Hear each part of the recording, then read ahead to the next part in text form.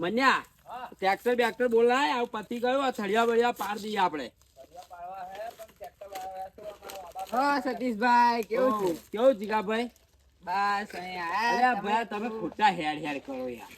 પેલો મન્યો માર પર બહુ અકરાય છે યાર. તમને ના નહીં કહું માર આવજો આ પતિ ગયો એટલે હું શું કરું યાર. પણ સતીશ કાકા મન ના કહેવાય, તમારે કેરીઓ તો કેટલી જોરદાર હોય છે યાર. મને પાદરા ગોવિંદપુરા વાળા પાછા આયા.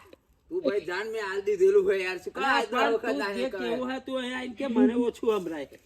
તારે નહીં હાલવાનું. મારે કેરું મફત તમને ફેર બાદા સુધી શું કામ વાપા થાવ પણ તમે અલ્યા તને શું કહું મારે હવે કોઈ અહીંનો વેપારી લેવા રાજી નહીં. બધા લેવા રાજી હેલાવા બી હું વેચી ખાઉં. હું લારું લઈને વેચવા જઈશ પણ એ ઓન નહીં હાલું મારે.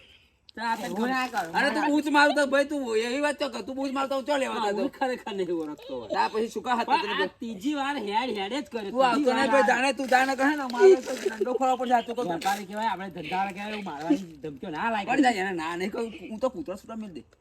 કૂતરા સુટા મિલ દે.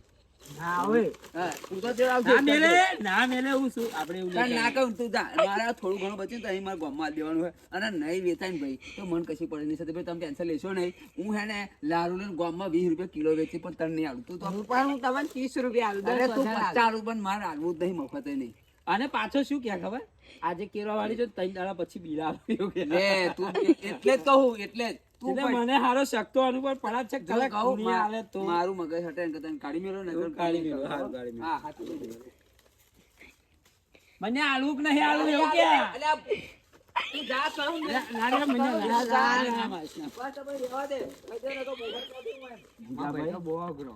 અલ્યા મારે આ ભાજ્યો એટલો અઘરો છે ને કે આની વાત જ નહીં. અને હું તમને શું કહું પછી વખત આવશો નહીં ને બાપા. હું તમને આ બે આ બહુ અઘરો મને તો મારે તો કઈ જવું. તારે એ લોચા જે હે ને, તો જય માતાજી મિત્રો. આજે ખરેખર આ જીગાભાઈ નું માથું ફાડી નાખવા મન્યું. કેમ કે એવું જાદુ ધમેણા જેવું હોટું લઈને આવ્યો તો પછાડી જ નાખવા. પણ મારા લીધે આ જીગાભાઈ બચી ગયા. જય માતાજી.